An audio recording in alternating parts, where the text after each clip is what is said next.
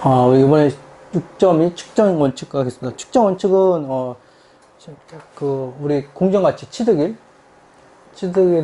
공정가치로 합니다. 그래서 취득일은 지배력 획득일.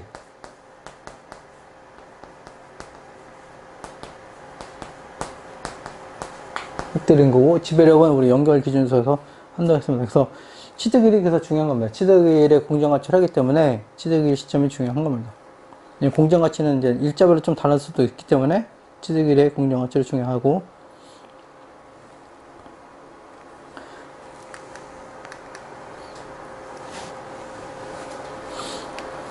그 다음 6.3 인식 원칙 또는 측정 원칙 예외. 제가 이제 말씀드린 것처럼 우리 기준서, 사업결합의 기준서 얘 때문에 있다고 중요한 비중 중 하나가 이제 인식 원칙, 측정 원칙 예외. 어떻게 하는 거기 때문에 이런 것들이 있습니다. 그래서 일부 항목은 보시면 이제 취득일의 공정가치 아닌 금액으로도 할 수가 있다. 그러니까 원칙은 공정가치인데 공정가치 아닌 금액으로 할 수가 있다. 그런 거죠. 이 정도 이제 알고 계시면 되고. 첫 번째 이제 인식 원칙의 예외로 이제 우발부채. 우발부채 같은 경우는 별도 재무제표에서 우리 인식하는 게 있고, 인식하지 않는 게 있어요. 이제 보시면 이제 인식하지 않는 게 있는데, 여기 보시면 이제 자원이 유출될 가능성이 높지 않더라도 취득자는 취득일에 사업결합으로 인수한 우발부채 인식한다. 이런 식으로 이제 우리가 일반적으로 우발부채 쪽 가면, 충당부채 그쪽 가면 이제 인식하지 않는 경우가 있는데, 웬만하면 다 인식하라는 거죠. 왜냐면 이런 걸 인식해야지 영가매수 차익이라든지 이런 걸 다 이제 제거할 수가 있는 거예요. 다 우발부채를 인식한다. 여기서 다르다. 요거 하나 알고 계시면 됩니다. 그래서 별도에서는 인식하지 않지만 우리가 사업결합 하면서 인식할 수가 있다. 이런 것도 중요한 겁니다.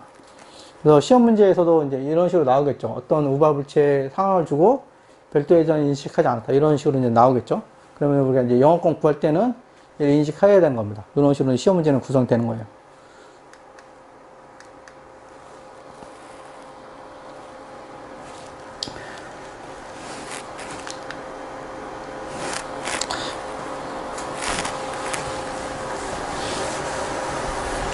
그 다음에 이제 법인세는 이제 우리가 이제 1002로 법인세 따라 인식하고 측정한다. 이런 거고.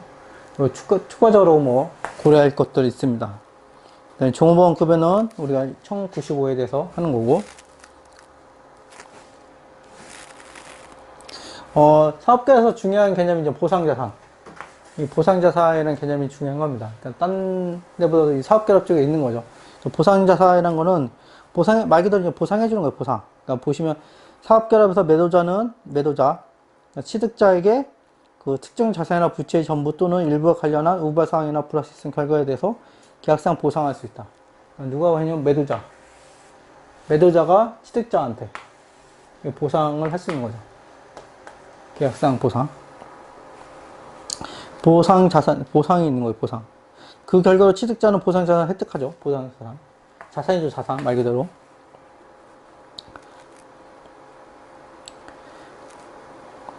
그 다음에 이제 그 보상자산에서도 이제 불확실성이 있으니까 마찬가지로 우리가 이제 충당 관련 것들이 필요한 겁니다. 충당금. 그러니까 보상자산 자체가 이제 불확실한 거기 때문에 충당금이 필요한 거예요. 그런데 보상자산은 이제 공정가치로 이제 우리가 취득한 그 보상자산 같은 경우는 우리가 공상가치 자체가 우리가 이제 그 불확실성을 다 한 거잖아. 확률적으로 계산한 거기 때문에 충당금은 필요하지 않는 겁니다. 그러니까 이게 뭐냐면 이런 거 있까 보상자산을 총액 개념으로 인식하는 거예요. 공정가치로 인식하지 않은 거죠. 공정가치로 인식하지 않은 거. 공정가치로 인식하려면 당연히 이제 평가충당금 우리가 그 불확실성이 고려되지 않았기 때문에 평가충당금을 인식하는 겁니다.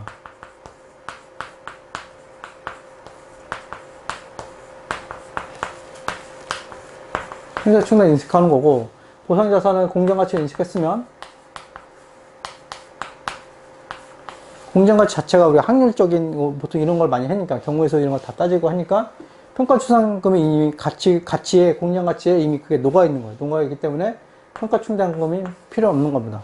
이게 이 얘기예요. 그래서 보상자산을 우리가 인식할 수가 있는데, 보상자산을 인식할 때 공정가치를 인식했으면 당연히 불확실성 영향을 우리가 측정에, 공정가치 측정에 다 포함했기 때문에 평가충당이 필요 없고, 그렇지 않다면 네가 평가충당금을 설정하라 하는 겁니다.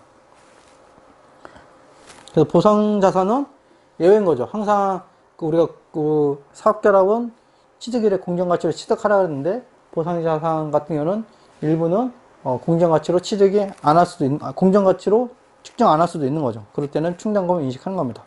그 얘기입니다. 그래서 우리가 이제 측정 원칙의 예외에 있는 거예요.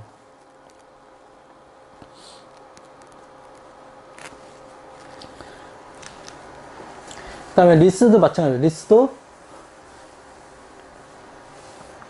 리스도 이제 우리가 이제 리스에서 리스 자산이 매도자 쪽에서 리스가 그 1월 1일부터 차는데 24개월짜리인데 24개월짜리라서 당연히 리스를 인식했겠죠. 리스로 이제 인식했을 거예요. 1년이 넘었으니까. 근데 취득일 시점으로 보면, 취득일 기준으로 보면 한 6개월 정도 남은 거예요. 6개월 남았기 때문에 취득일 기준으로 보면 단기잖아요. 단기. 그럴 때는 우리가 리스로 인식하지 말라 하는 겁니다. 그래서 리스의 인식 기준을 그 회사, 기존 셀러, 기존 매도자 기준으로 보는 게 아니라 취득자 기준으로 다시 보는 거예요. 취득일로부터 12개월 이내. 그다음에 소액 기초 리스 자산은 우리가 인식하지 않아도 된다는 거죠. 그래서 리스 자산은 인식하지 않는 겁니다. 그래서 약간 기준이 다른 거죠. 인식이 다른 거고. 취득자는 취득한 리스가 취득일의 새로운 리스인 것처럼 나머지 리스를 현재 가치로 리스 부채를 측정한다. 취득자는 리스 부채와 같은 금액을 사용권 자산 측정한다. 뭐 이렇게 했는데, 그러니까 장부가액으로 우리가 인식하는 게 아니라 공정가치로 그때 리스 취득일에 새로운 리스인 것처럼 다시 측정해서 갖고 오는 거예요. 그래서 당연히 리스 자산과 리스 부채가 금액이 달라지겠죠. 셀러의 재무제표에 있는 자산 부채가 실제 재측정하니까 공정가치가 되는 겁니다. 이런 식으로 이제 우리가 리스 같은 경우는 우리 취득자 기준으로 재측정한다는 거고, 취득자 기준으로 우리가 소액 면제 여부를 또 판단한다. 그 얘기입니다. 이건 리스 기준서에 있는 말이에요. 그대로. 이것만 좀 다른 겁니다.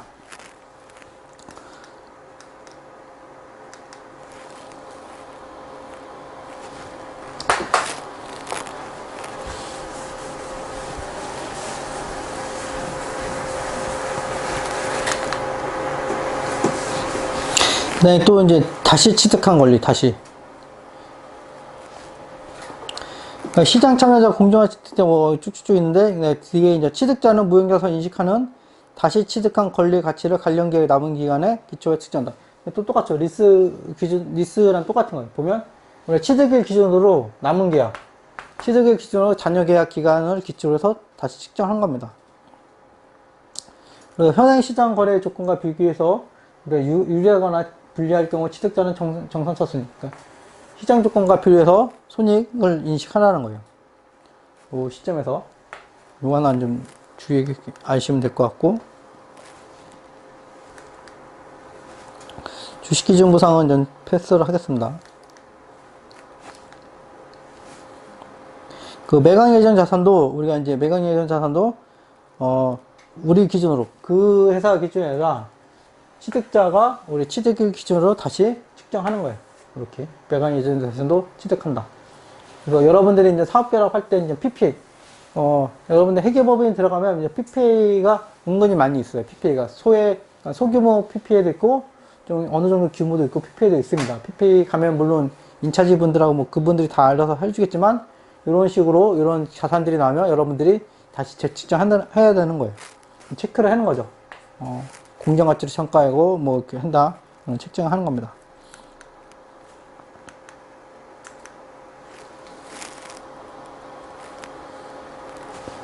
그 다음은 이제 그 영업권입니다. 영업권. 앞에서 이제 우리가 이제 자산부채 중에서 일반적으로 이제 기준서를 이용하는데 인식과 측정의 예를 본 거예요. 인식과 측정을 얘기하면 그러니까 장부가액을 공정가치로 바꿔놓은 거 상태인 거예요. 지금 현재 기준서가 이걸 설명해 준 겁니다. 그래서 우리 측정을 공정가치로 하니까 여러분들이 장부가액을 공정가치로 바꾸는 과정에 대해서 설명해 준 거고, 두 번째는 인수대가. 그 차이가 영업권 매수 차이.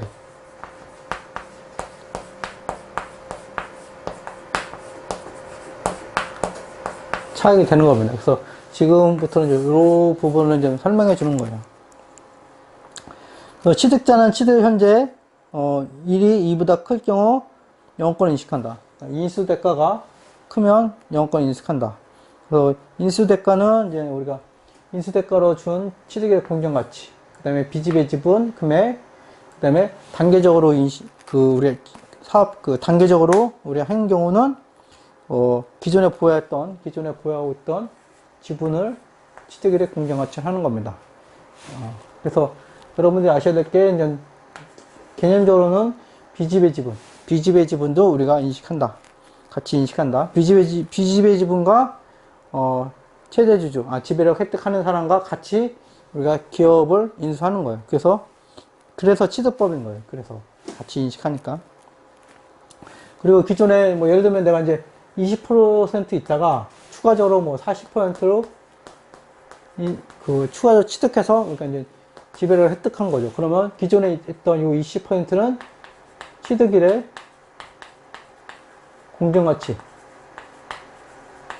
공정가치로 다시 평가한다는 의미고, 그러면 공정가치 평가하면서 차익은 어떻게 하냐? 당기손익으로 인식하는 거예요. 이거는 차익은 당기손익으로 인식한다. 그 얘기가 써 있는 거예요.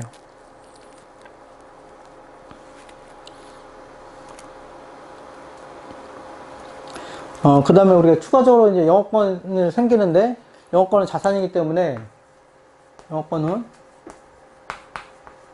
자산입니다, 자산이기 때문에, 자산의 증가는 우리 세무상, 회계상 차이가 있기 때문에, 우리 이연범위세 대상이에요, 이연범위세.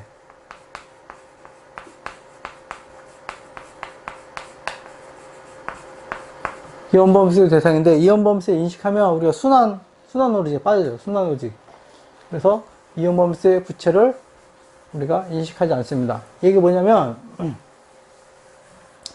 우리가 그 피취득자 자산과 부채를 인식합니다. 자산 부채를 인식합니다. 그 다음에 1번, 그 다음에 공정가치 조정해요. 공정가치 조정합니다. 그 다음에 인수대가가 나가요. 인수대가. 이전대가라고 그러죠. 이전대가가 나가고, 그 다음에 차액이 플러그인이 영업권인 거예요. 플러그인. 이렇게 해서 차변과 대변이 일치하는 거예요. 이렇게 해서 일치하는데, 이 상태에서 영업권에 대한 이연범위세 부채를 인식하면,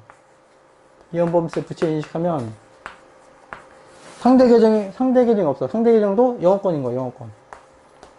그럼 또 영업권에 대해서 이연범위세 부채를 인식하고, 이렇게 핑퐁 치는 거예요, 핑퐁. 그러면 영업권의 가액을 정확하게 구할 수가 없죠. 그래서 이런 거 하지 말고, 우리 회계는 굳이 이렇게까지 하지 말고, 영업권에 대해서 이연범위세 부채를 인식하지 말자. 이렇게 우리가 기준서에서 정한 거예요. 그래서 영업권에 대해서는, 그래서 순환적으로 구하지 말고, 영업권에 대해서는 이연범위세 부채를 구하지 말자. 이렇게 간 겁니다.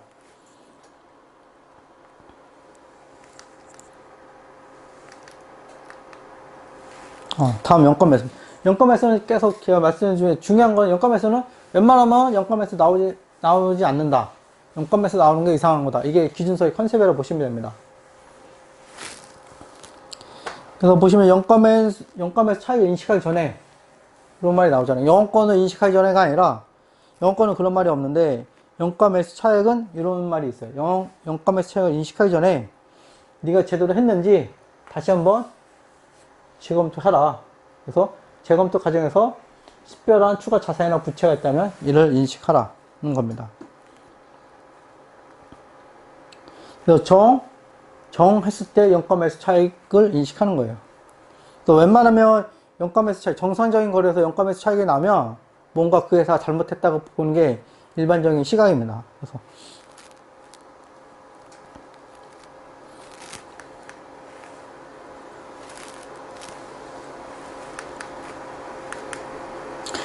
그리고 이제 이전 대가도 우리가 이제 자산부채랑 마찬가지로 기본 컨셉은 공정가치입니다. 공정가치.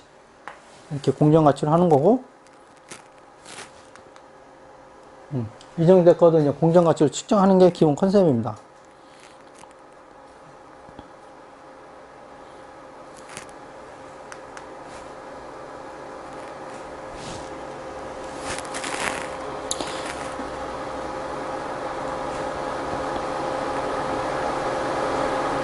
그 다음에 취득에 대한 공정가치 담보금의 다른 이제 그 취득자의 자산과 부채를 이전 대가에 포함할 수 있죠. 그러니까 이전 대가 이제 현금 말고 이제 그 자산과 부채를 주는 거예요. 이전을 해주는 거예요. 자산과 부채 이전할 때는 우리가 취득일 현재로 공정가치를 하는 겁니다.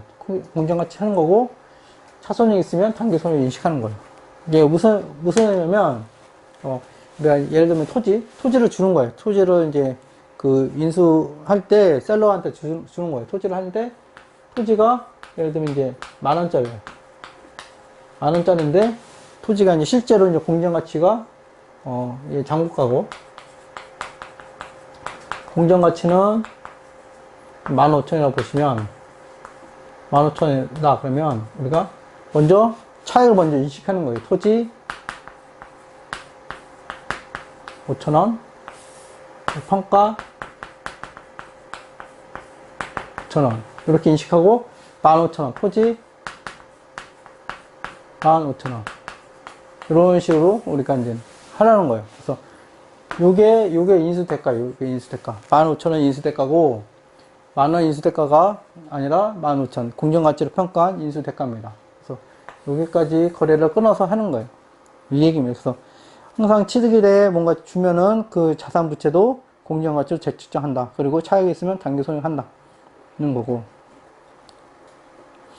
그런데 이제 보시면 이제 사업결합을 한 후에도 사업결합이 여전히 남아있고 그러면 굳이 그렇게 하는 게 아니고 장부가액을 하는 거예요.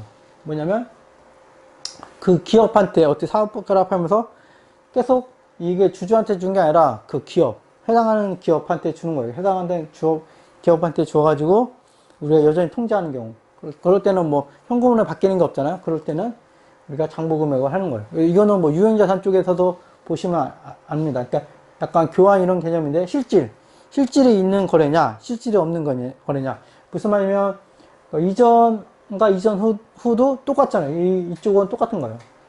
계속 통제한다는 거는 내 영향력에 하에 있는 거예요. 그러니까 취득자의 영향력에 그대로 있는 거예요. 인수전이든 인수후든 똑같은 내 영향력 안에 토지가 있으면 그 토지는 장부금액으로 하라는 거고 그게 아니라 인수 전화가 인수가 이제 바뀌었어요. 실질이 바뀌었으면 그런 그 자산부채는 공정가치 먼저 평가한 다음에 하라는 거예요.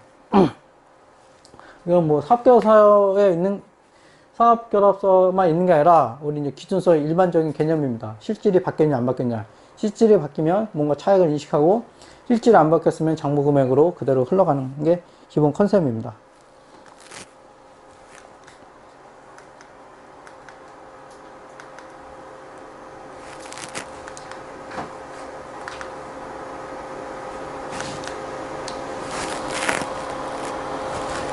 그 다음 이제 조건부 대가 있습니다. 조건부 대가.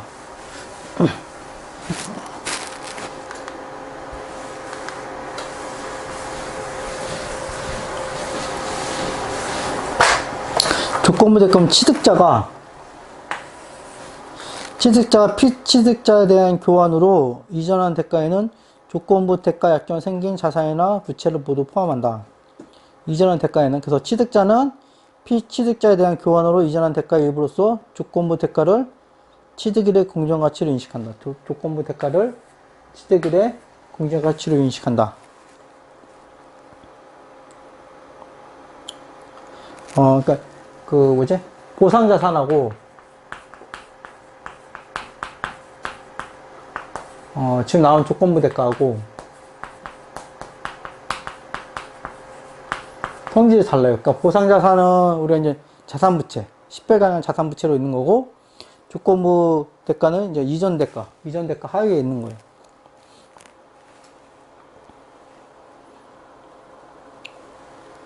일단 사업결합 단계적으로 이루어진 거, 아까 했었는데, 단계적으로 이루어진 거는 우리가 취득일의 공정가치를 재측정하고 차손이 있으면 단기손익 또는 기타 포괄손익 한다.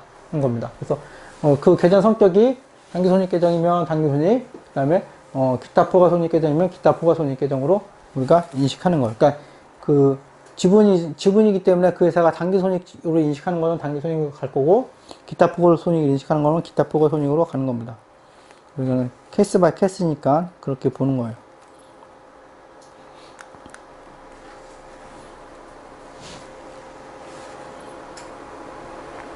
그 다음에 이제 대가 이전 없이 이루어지는 사업결합. 대가 이전 없이 이루어지는 사업결합도 이제, 기준서에도 나오지만 종종 있어요, 종종. 대가에 이루어지는 사업결합. 뭐냐면 이게 취득자가 있고, 우리가 그, 사업이 있고, 지배료. 이게 지배료. 이게 사업결합이잖아요. 사업결합. 그래서, 실제로 이제 취득자, 사업은 일반적으로 다 존재해요. 그러니까 일반적으로. 그 다음에 이제 사업결합이냐 아니냐는 얘가 중요하지만 이미 사업이라고 있다고 치면 뭐가 또 중요하냐면 우연찮게 이제 지배력이 중요합니다. 지배력. 예, 지배력이 뭐 의도를 가지고 내가 지배력을 좀 획득할 수가 있고 의도치 않게 내가 지배력을 획득하는 경우가 있어요. 그러니까 실제 실무에서 종종 일어나는 게 뭐 예를 들면 이제 그, 주식 소각. 예를 들면 이제, 자기 주식 있어요, 자기 주식. 내가 한 49% 갖고 있는데, 어떤 회사가 49% 내가 갖고 있는 회사가 자기 주식을 취득한 거예요. 자기 주식을 취득하고, 뭐, 소각하고, 하여튼, 이런 걸 한 거예요.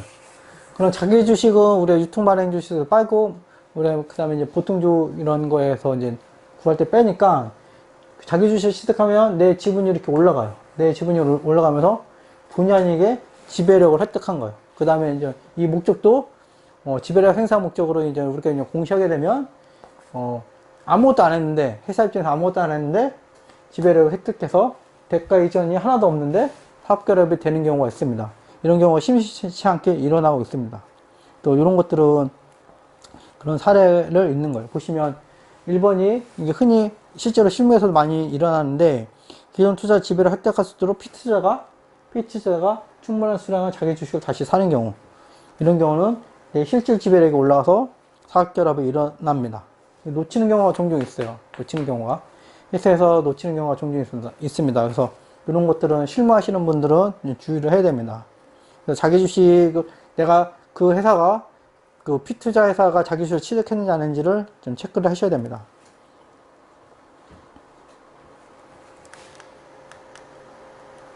그 다음은 이제 측정기간입니다. 측정기간은 왜 측정기간이 있냐면 좀 전에 말씀드렸지만 우리가 사업결합이 측정일이라는 거는 측정일, 지배력 획득일.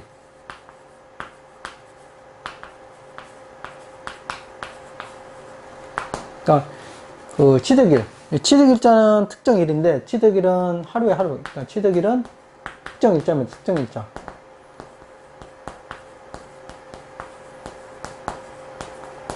특정일자인데 우리가 특정일자에 그 회사의 자산부채를 다 평가할 수가 없잖아요. 다 많은 걸 다 평가할 수 없습니다. 그렇기 때문에 기간을 주는 거예요. 사업결합에 대해서는 이 기간 동안에 네가 P투자회사 인수한 회사의 자산부채를 결정해, 공정가치를 확정해, 이렇게 기한을 주는 겁니다. 일반적으로는 1년이죠, 1년.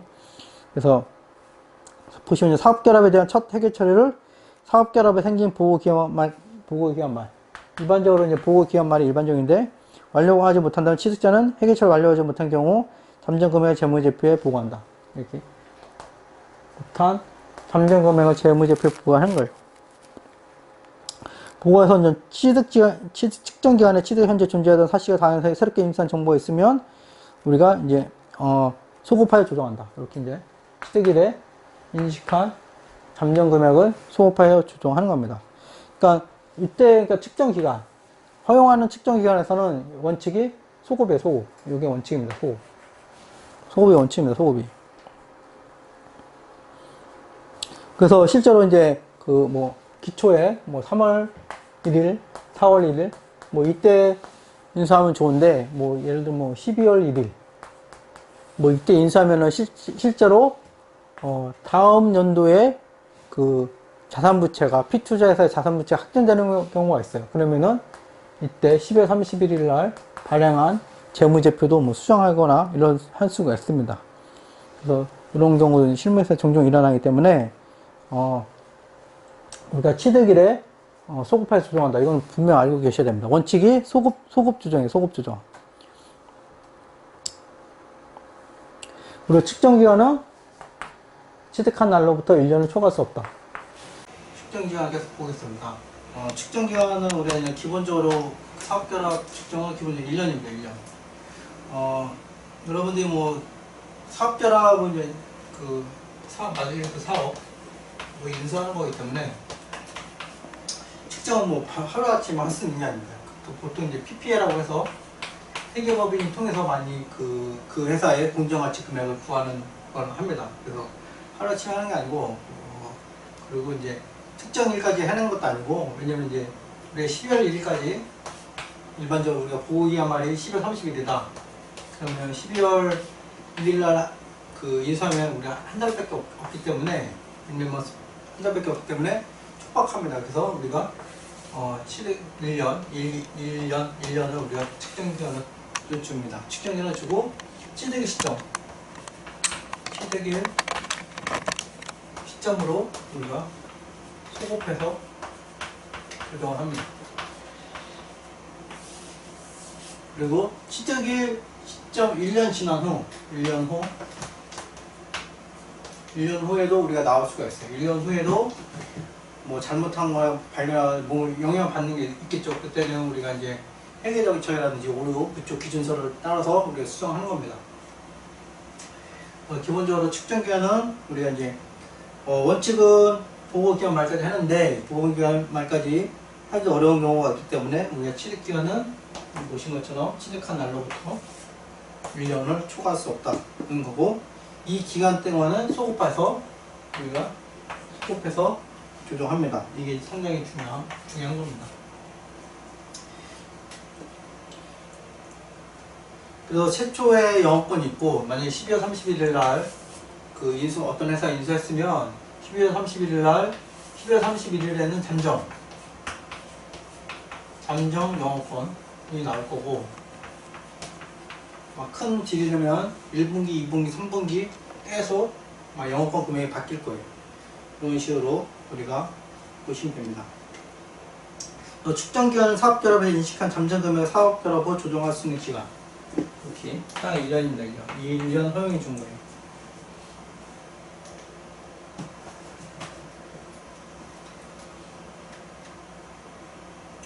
그럼 우리가 이제 소급하는데 어떻게 소급하냐에 대해서 다음 장에서는 나온 겁니다. 취득자는 자산부채로 인식한 잠정금액이 증가하면 영업권 감소하겠죠. 잠정금액이 감소하면 영업권이 증가하겠죠. 그래서 영업권하고 왔다 갔다 하는 겁니다. 당연히 이제 우리가 자산부채이기 때문에 자산부채도 이제 우리가 삼각대는 자산부채가 있을 수도 있어요. 삼각대는 자산부채가 있으면 취득이 더 소급하니까 자산부채에 관련된 손익도 바뀌는 겁니다.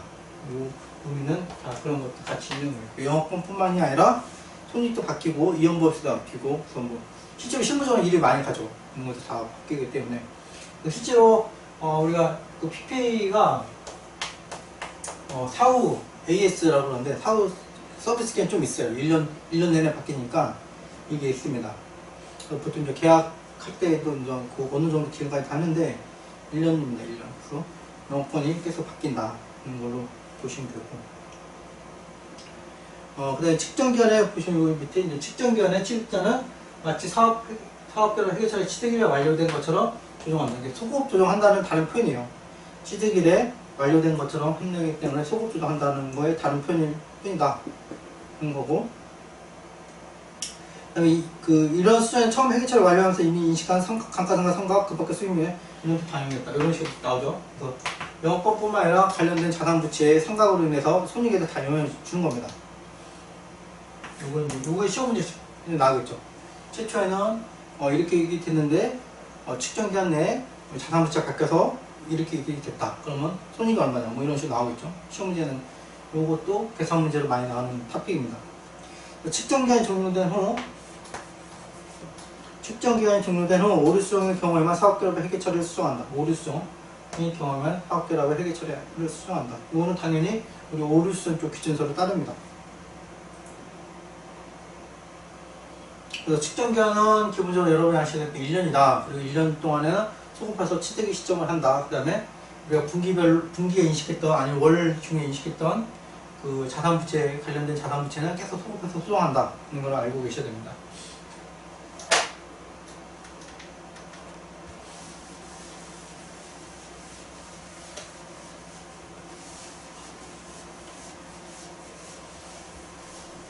그 다음 이제 사업결합의 거래 일부에 해당하는지 판단. 요게 이제 실제 어려워요. 실무에서는 아까 이제 측정 기간이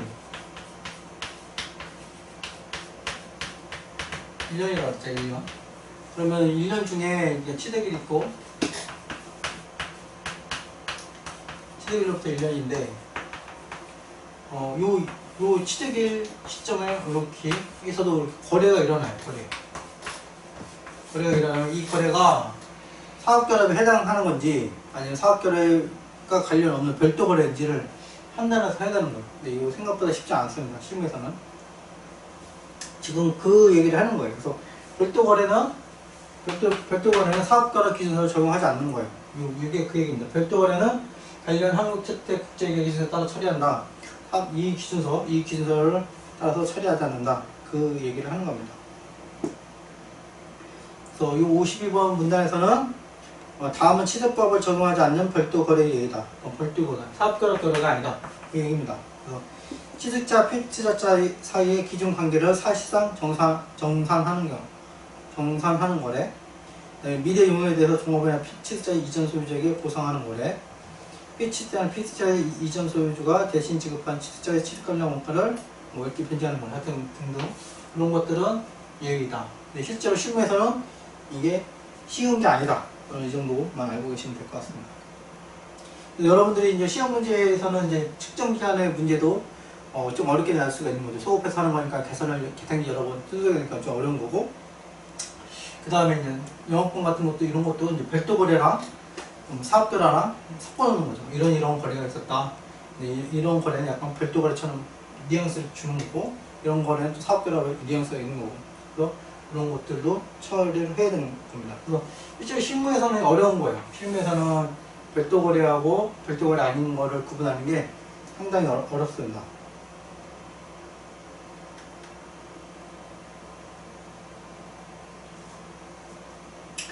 사업결합 기존 관계를 사실상 정상화하는 경우는 우리 별도 거래로 이제 보는 경우는 다음과 같이 차손에 인식한다. 그러니까 기존의 비계약 관계, 소송으로 인한 거냐, 예를 들면 이제 계약 관계에 따라서 다르게 처리한다. 이 정도만 알고 계시면 될 것 같습니다. 그래서 측정 차손익을 우리가 손익으로 인식한다.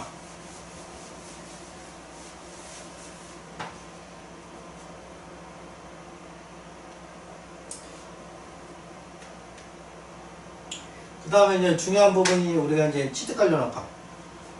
이전 대가 쪽에,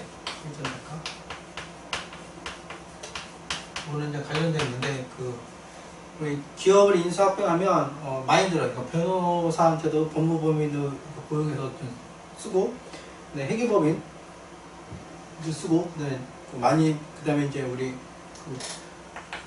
중개수수로, 그러니까 M&A 하는 D라는 또 다른 동네가 또 있어요. 그쪽한테도 우리가 부티크 이런 데도 있는데, 하여튼 그쪽에서도 해주는 게 있습니다. 사업 인수도 일종의 그 부동산 거래나 똑같은 규모가 큰 거이기 때문에 어딘가에서 중개해주는 데가 있습니다. 중개하는 사이트도 있고 전문적으로 중개를 하는 데도 있어요. 그래서 중개 수수료 단위 나가보고, 그다음에 이제 자문 당연히 회계죠. 경영자본 법률, 회계, 가치평가 다 하죠. 법률 쪽 이슈, 회계, 그다음에 가치평가, 가치평가도 다 받아야 되니까 그밖에 컨설팅 수수료 같은 게 들겠죠. 그다음에 일반 관리원가,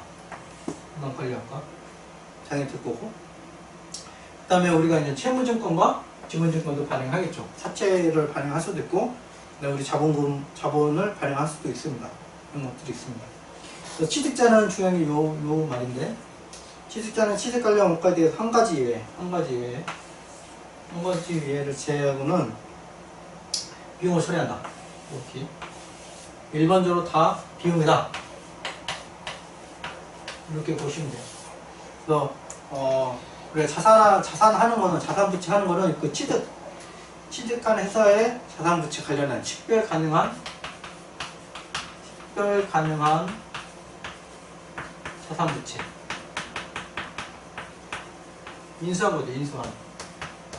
그거만 하는 거고, 그 다음에 영업권 이것만 자산 부채가 되는 거고, 그 외에는 다 비용으로 처리하는 거예요. 그 다음에 이제 한 가지 이외에는 다 비용인데, 한 가지 이외에는 이제 증권 발행 원가는 우리 그 금융상품 쪽 관련된 기준서에 따라서 인식하는 거예요. 그래서 이거를 뭐 여기 나왔다고 해서 비용으로 회계 처리하지 않는다고 해서 우리가 이제 돈이 나가니까 자산이 아니라 그 자본에서 차감하거나 자본으로 인식하는 거예요. 자본으로 인식하거나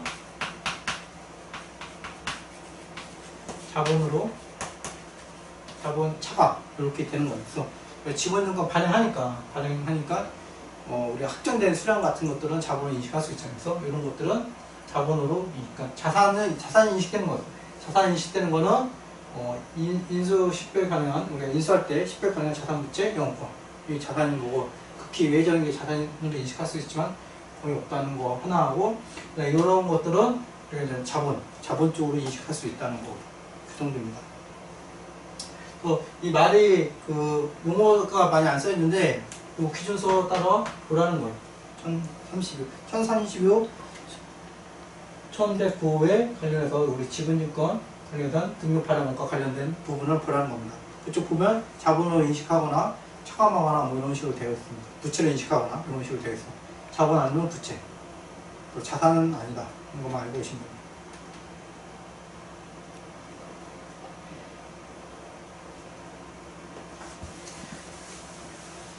그 다음 이제 후속 추정입니다. 앞에까지 한 게 우리 이제 자산. 우리가 인수를 했으니까 인수한 자산 얼마냐? 공정가치죠. 공정가치. 그 다음에 부채 얼마냐? 공정가치죠. 이것도. 그 다음에 우리가 그 인수 이전 대가 여기 있는 거고. 그 다음에 영업권. 영업권이 있고, 용가매차가 이쪽에 있겠죠. 용가매차. 그 다음에 아까 관련된 수수료 같은 거 돈 나가니까 우리 수수료 비용. 그 다음에 미지급금 같은 게 있겠죠. 이렇게. 실제 사업결합 회계 처리는 이게 메인이고, 이게 다고, 요거는 이제 별도 관련된 부대비용입니다. 이렇게 되는 거고, 지금 후수 추정 회계 처리는 이런 것들. 주로 이런 것들이죠. 이런 것들에 대해서 어떻게 회계 처리할 거냐를 얘기하는 겁니다.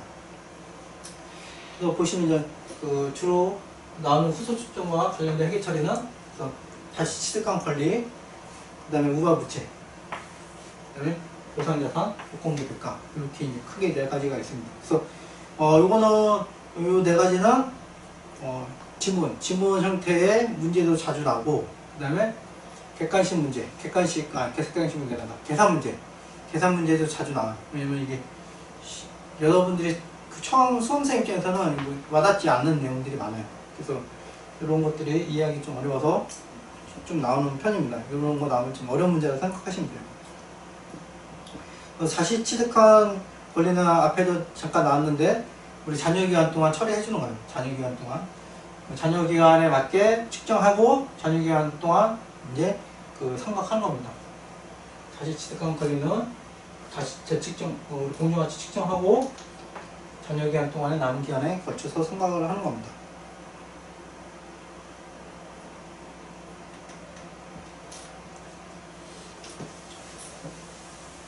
네, 우발부채 같은 경우는 이제 별도에서 인식하지 않았는데, 별도에서 인식하지 않은 가능성이 높지 않아서 별도에서 인식하지 않았는데, 우리가 취득자가 우발부채를 인식할 수가 있는 거예요. 우발부채를 인식한 후에 그럼 어떻게 측정하는 거냐? 왜냐면 인식하지 않았던 거를 인식한 거니까 후속적으로 어떻게 할 거냐 좀 문제가 되잖아요. 왜냐면 기준서에는 언급이 없고, 기준서에는 그러니까 기존 우발부채 쪽 기준서에서 우발부채 쪽 기준서에서는 인식하지 말랬잖아요. 인식하지 말라는데 우리 사업계약에서 인식해도 된다고 한 거예요. 그렇기 때문에 그런 인식한 후에 기준서는 여기 없잖아요. 인식하지 말라고 했는데 여기 후속 처리가 없어요. 후속 처리 기준이 없으니까 당연히 사업계약 기준서에 후속 처리 기준서가 있는 거, 내용을 달아줄 수밖에 없는 거. 그렇게 생각하시면 돼요. 그래서 우리가 어떻게 할 거냐, 인식한 이후 정산 취소까지. 기본적으로 이제 우리가 그 1037호에 따라서 인식할 금액 하고, 처음 인식 금액에 적절하다면 고객자산, 유익금 차감한 금액, 금액 고에서 처리하는 금액, 학생님에서 보시면 큰 금액, 그걸 한 겁니다. 당연히 큰 금액을 해야죠. 왜냐면 1037호에서 인식하지 말라는 걸 우리가 인식했으니까 큰 금액을 하지 말고 이 중에서 작은 금액으로 인식하라 그러면 인식할 게 없잖아요. 당연히 그러기 때문에 큰 금액으로 측정을 하는 겁니다. 그래서